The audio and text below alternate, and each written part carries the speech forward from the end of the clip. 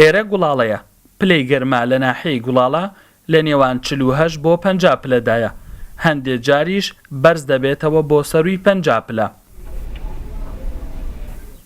ئەمە مقەدەم جیهادە ئەو زیاتر لە 20 ساڵە پێشمەرگەیە وە خۆی باسی دەکات هەموو ساڵێک لە مانگی ڕەمەزاندا بەڕۆژوو بووە زۆربەی پێشمەرگەکان لە گوڵاڵە بەڕۆژوون.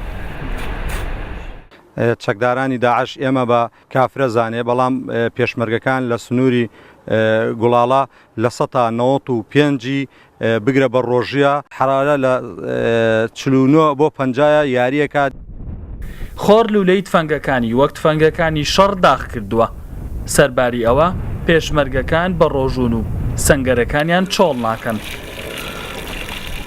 ئەم بە ڕۆژمە لە هەولێرش دێمە بۆ گەڵاڵەی دەگەی ئەجاگەرمە ئای دەگەم خۆم بە فێنیت بوومەوە. هەموو ڕۆژێک پێشمەرگەکان 17 کاژێر بە ڕۆژوو دەبن لە ژێر تیشکی ڕۆژدا نزا بۆ سەلامەتی هاوڕێ و هاوسەنگەرەکانیان دەکەن لە دهۆکەوە تاوەکو کوباشی. عمرانیش لەم چێشتخانە بچووکەدا دوو ژەمە نان بۆ پێشمەرگە بە ڕۆژوو بووەکان ئامادە دەکات.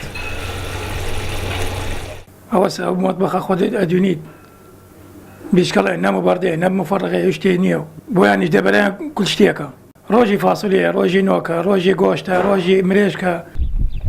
پێشمەرگەکان دەیانەوێ هەموو شەوانی لەیلەتول قەدر بەخەبەر بن ئەوان دەڵێن ڕاهاتوین لەگەڵ نەخەوتن 12 مانگەی ساڵ ئێشکگری سنوورەکانی نیشتمانین لە پاڵ ئەرکەکێشماندا لە خوداپەرستی خۆشمان بەردەوام دەبین.